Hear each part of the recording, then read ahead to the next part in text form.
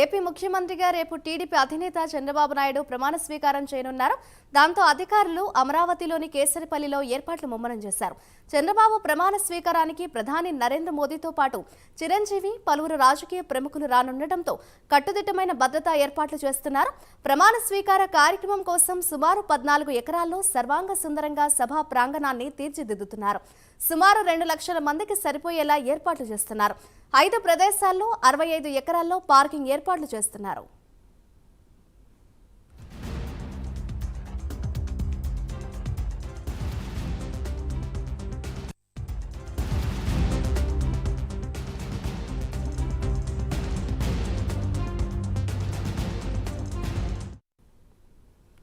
AP cabinet కూర్పుపై సర్వత్రా ఉత్కంఠ నెలకొంది. ఏపీ నూతన ముఖ్యమంత్రిగా చంద్రబాబు నాయుడు రేపు ప్రమాణ స్వీకారం చేస్తుండగా డిప్యూటీ సీఎంగా పవన్ కళ్యాణ్, లోకేష్, నారాయణ, నాదెండ్ల మనోహర్, అచ్చెన్నాయుడు, అయ్యన్న పాత్రుడు, నారాయణ బెడతలు ఇప్పటికే ఖరారైనట్లు సమాచారం. అయితే ఈ కేబినెట్లో టీడీపీ, జనసేన, బీజేపీ నుంచి ఎవరెవరు మంత్రులుగా ప్రమాణ స్వీకారం చేస్తారనేది ఆసక్తికరంగా మారింది. కేబినెట్ కూర్పుపై చంద్రబాబు కసరత్తును ముమ్మరం చేసినట్లు సమాచారం.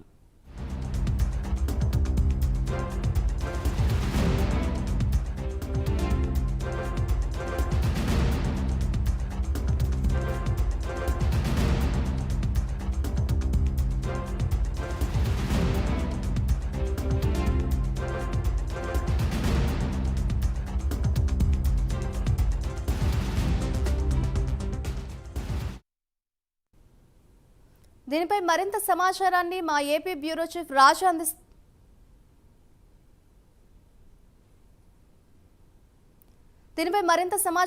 మా విశాఖ ప్రతినిధి రాజు అందిస్తారు. రాజు, మాధురి, ప్రధానంగా చూసుకునేటప్పటికీ ఈరోజు పొద్దున్న శాసనసభ పక్ష నేతగా చంద్రబాబు, అదేవిధంగా జనసేన పార్టీ తరఫున శాసనసభ పక్ష నేతగా పవన్ కళ్యాణ్ కూడా ఎన్నికవడం జరిగింది. అయిన వెంటనే మొత్తం నాదెండ్ల మనోహర్, అదేవిధంగా పురంధేశ్వరి, దాంతోపాటు అచ్చెన్నాయుడు, మొత్తం ముగ్గురు కూడా వెళ్ళి గవర్నర్కి అయితే లేకపోవడం జరిగింది.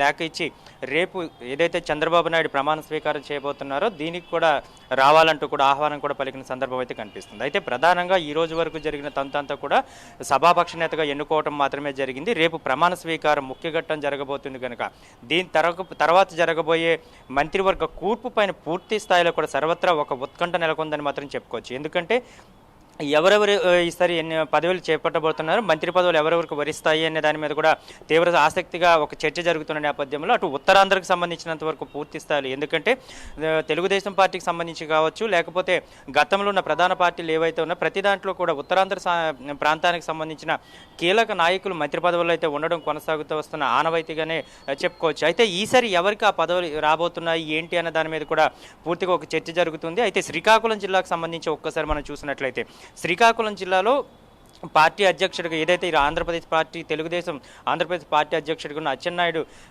కీలక మంత్రి పదవి అయితే తనకు వస్తుందంటూ కూడా అయితే ఆయన అయితే ఆశాభావం వ్యక్తం చేస్తున్న పరిస్థితి కనిపిస్తుంది. ఎందుకంటే గతంలో కూడా తనకు మంత్రి పదవి వచ్చింది. అది కాకుండా వాళ్ళ అన్న ఎవరైతే స్వర్గీయ ఎర్రంనాయుడు ఉన్నారో ఎర్రంనాయుడు కూడా కేంద్ర మంత్రిగా కూడా పనిచేస్తారు. తెలుగుదేశం పార్టీకి పూర్తి స్థాయిలో ఈ కుటుంబం మొత్తం కూడా సేవలు అందిస్తూనే వచ్చింది. ఎందుకంటే రామ్మోహన్ నాయుడు కావచ్చు, లేకపోతే అచ్చెన్నాయుడు కావచ్చు, గతంలో ఎర్రనాయుడు కావచ్చు, వీళ్ళందరూ కూడా పూర్తి స్థాయిలో కూడా పార్టీని నమ్ముకునే ఉన్నారు, పార్టీకి సేవలు అందిస్తున్నారు. అక్కడున్న నమ్ముకున్న తెలుగుదేశం పార్టీ క్యాడర్ను కూడా ఉత్తేజపరచడంలో కానీ లేకపోతే వాళ్ళకి ఆదుకోవడంలో ముందంజలో కూడా కింజరా ఫ్యామిలీ ఉంటుందనేది ప్రధానంగా ఒక చర్చ జరుగుతుంది. అయితే ఈ నేపథ్యంలోనే రామ్మోహన్ నాయుడుకి సంబంధించినంత వరకు కేంద్ర మంత్రి పదవి ఇచ్చారు కనుక ఈసారి మరి అచ్చెన్నాయుడికి ఎటువంటి పదవి ఇవ్వబోతున్నారు అనే దాని మీద కూడా పూర్తి స్థాయిలో అయితే ఒక ఆసక్తి నెలకొన్న పరిస్థితి కనిపిస్తుంది. తప్పకుండా అచ్చెన్నాయుడికి అయితే మంత్రి పదవిలో ఈసారి అయితే చోటు దక్కే అవకాశం చాలా స్పష్టంగా ఉందని చెప్పుకోవచ్చు. అదేవిధంగా ఇప్పటి వరకు చూసుకుంటే 3 నుంచి 4 సార్ల వరకు కూడా ఎన్నికైన ప్రజాప్రతినిధులు చాలామంది ఉన్నారని చెప్పుకోవచ్చు. ఎందుకంటే 3 సార్లుగా ఎన్నికైన బెందాల అశోక్ కావచ్చు, లేకపోతే ఇప్పుడే కొత్తగా అసెంబ్లీలోకి అడుగుపెట్టిన గౌత్ శిరీష్ కావచ్చు, వీళ్ళందరూ కూడా కాస్త ఆశాభావం వ్యక్తం చేస్తున్నప్పటికీ కూడా వీళ్ళందరికీ కూడా తర్వాత ఛాన్స్ వస్తుంది, కానీ ముందు స్థాయిలో కూడా అచ్చెన్నాయుడికి వచ్చే అవకాశమే కనిపిస్తుందంటూ చెప్తున్నారు. అది కాకుండా కోన రవికుమార్, ఈయన గతం ప్రభుత్వంలో, ఎందుకంటే టీడీపీ అధికారంలోకి వచ్చిన తర్వాత 2014లో ఈయన కూడా ప్రభుత్వ విప్గా కూడా పనిచేశారు. దాంతోపాటు ఇప్పుడు ప్రజెంట్ అయితే తెలుగుదేశం పార్టీ శ్రీకాకుళం పార్లమెంట్కి సంబంధించినంత వరకు కూడా అధ్యక్షునిగా కూడా కొనసాగుతున్న పరిస్థితి అయితే మొన్నటి వరకు వచ్చింది. అయితే ఈ నేపథ్యంలోనే కోన రవికుమార్ కూడా ఈసారి మంత్రి పదవిలో చోటు దక్కే అవకాశం కూడా కనిపిస్తుందంటూ కూడా ఒక చర్చ జరుగుతున్న నేపథ్యంలో ఎంతవరకు చంద్రబాబు వీళ్ళకి ఛాన్స్ ఇస్తాడని చూడాలి. ఎందుకంటే ఒకే జిల్లాలో సంబంధించినంత వరకు ఇద్దరు మంత్రులు ఇచ్చినట్లయితే మంత్రులు కూడా మిగతా జిల్లాలకు కూడా ఇబ్బంది అయ్యే అవకాశాలు ఉన్నాయి కనుక దీని మీద పూర్తి స్థాయిలో కూడా సమాలోచన జరుగుతున్న పరిస్థితి కనిపిస్తుంది. అయితే ఇదే జిల్లాలకు సంబంధించినంత వరకు మరో కీలక నేత కూడా ఉన్నారు. ఎందుకంటే కళా వెంకట్రావు, ఈయన కళా వెంకట్రావు పార్టీ అధ్యక్షుడిగా పనిచేశాడు. అదేవిధంగా ఆయన మంత్రి పదవి కూడా వచ్చింది. ఆయన టీడీపీ గతంలో ఎప్పుడైతే అధికారంలో ఉందో అప్పుడు మంత్రి పదవి కూడా వచ్చింది. అయితే ఇటు అచ్చెన్నాయుడికి మంత్రి పదవి ఇచ్చి లాస్ట్ టైం కళా వెంకట్రావుకి ఇవ్వలేదు కనుక తప్పకుండా ఈసారి తనకి మంత్రి పదవి వస్తుందంటూ కూడా కళా వెంకట్రావు ఆశిస్తున్నాడు. అది కాకుండా తను పార్టీ పెట్టినప్పటి నుంచి కూడా ఇప్పటి వరకు పూర్తి స్థాయిలో కూడా పార్టీకి సేవలు అందించాను. మధ్యలో ఒక్కసారి ప్రజారాజ్యంలోకి వెళ్ళి మళ్ళీ తిరిగి వెనక్కి వచ్చినా సరే అది సీనియారిటీ ఇప్పటి వరకు కొనసాగుతుంది కనుక ఆ నేపథ్యంలోనే ఏమైనా సరే తనకు అవకాశం కలుగుతుందంటూ కూడా ఆయన ఆలోచన చేస్తున్న పరిస్థితి కనిపిస్తుంది. అది కాకుండా పూర్తి స్థాయిలో ఎందుకంటే బొత్స సత్యనారాయణ, ఎందుకంటే విజయనగరం జిల్లా మొత్తానికి కూడా చాలా కంచుకోటగా మార్చుకున్నది బొత్స ఫ్యామిలీ. అటువంటి బొత్స సత్యనారాయణ మీద భారీ మెజారిటీతో ఈసారి గెలిపొందాను కనుక తప్పకుండా తనకు అవకాశం ఉంటుంది అంటూ కూడా కళా వెంకట్రావు కూడా ఒక ఆలోచన చేస్తున్న పరిస్థితి కనిపిస్తుంది. అయితే ఇక్కడ విజయనగరం జిల్లాలో ప్రధానంగా చూసుకునేటప్పటికీ అశోక్ గజపతిరాజు కుమార్తెగా అతిథి అశోక్ గజపతి పోటీ చేశారు. పోటీ చేసిన తర్వాత గెలుపొందడం జరిగింది.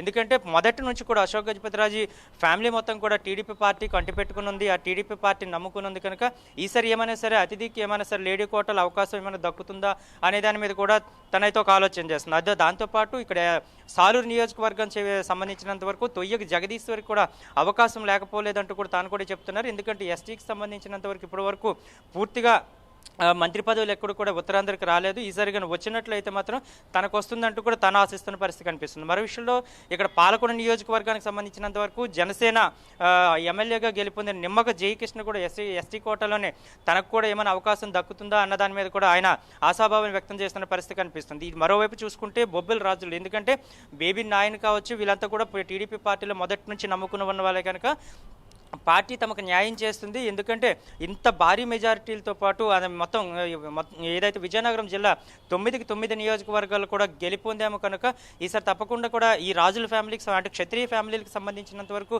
ఏమైనా సరే విజయనగరం వైపు కూడా చంద్రబాబు కన్నేస్తారా అనే దాని మీద కూడా పూర్తిగా వాళ్ళు ఆలోచన చేస్తున్న పరిస్థితి అయితే కనిపిస్తుంది. మొత్తానికి ఇటు విజయనగరంలో కూడా చాలామంది ఆశావాహులు ఎక్కువగానే ఉన్నట్టు పరిస్థితి కనిపిస్తుంది. అటు శ్రీకాకుళం కూడా యాజజులకు అదే పరిస్థితి కనిపిస్తుంది. ఇక్కడ విశాఖపట్నం పరిస్థితికి వచ్చినప్పటికి మాత్రం ఒక విభిన్నమైన పరిస్థితి అయితే విశాఖపట్నంలో ఉందని చెప్పుకోవచ్చు. ఎందుకంటే మొదటి నుంచి ఏదైతే గంటా శ్రీనివాసరావుని మంత్రి పదవి తీసుకుంటూ రావడం అయితే జరిగింది. ఇది గత 2 సార్లు కూడా ఆయన మంత్రి పదవిగా అనుభవించారు. అయితే అప్పట్లో కూడా అయ్యన్న పాత్రుడు అలగడం జరిగింది. ఎందుకంటే తాను పార్టీ పెట్టినప్పటి నుంచి ఎన్టీ రామారావుతో పాటు ఉన్నాను కానీ ఇప్పుడు వరకు ఇవ్వలేదు, కానీ ఈసారి కూడా తనకు ఏమైనా వచ్చే అవకాశాలు ఉన్నాయంటూ కూడా తాను ఆలోచన చేస్తున్న పరిస్థితి కనిపిస్తుంది. మొత్తం గంటా శ్రీనివాసరావు, అయ్యన్న పాత్రుడు, అదేవిధంగా ఇక్కడ జనసేన పార్టీ నుంచి ఎవరైతే కొనతాల రామకృష్ణ ఉన్నారో వీళ్ళకి కూడా ఏమైనా వచ్చే అవకాశాలు చాలా స్పష్టంగానే ఉన్నాయంటూ కూడా ఆలోచిస్తున్నారు. అదేవిధంగా అనిత, వంగలపూడి అనిత కూడా, ఎందుకంటే ప్రజా పోరాటాలు చేసి దాని ప్రతిపక్షంలో ఉన్నప్పుడు కూడా చాలా ధీటుగా ఎదుర్కొన్నారు కనుక వంగలపూడి అనిత కూడా ఈసారి ఏమైనా సరే ఛాన్సెస్ దొక్కుతుందంటూ కూడా ఆలోచన చేస్తున్నారు. మరో అరగంట నుంచి గంట మధ్య సమీపంలో అయితే మాత్రం పూర్తి స్థాయిలో ఈ మంత్రుల యొక్క జాబితాకు సంబంధించి ఒక స్పష్టత అయితే వచ్చే అవకాశం అయితే చాలా స్పష్టంగా కనిపిస్తుంది. రేపైతే చంద్రబాబుతో పాటు కొంతమంది మంత్రులు మాత్రమే ప్రమాణ స్వీకారం చేస్తారు. మిగిలిన మంత్రులంతా కూడా జాబితా రేపు సాయంత్రానికి రెడీ అవుతుందంటూ కూడా పార్టీ నుంచి వస్తున్న ఒక సమాచారం బట్టి చెప్పుకోవచ్చు మాదిరి.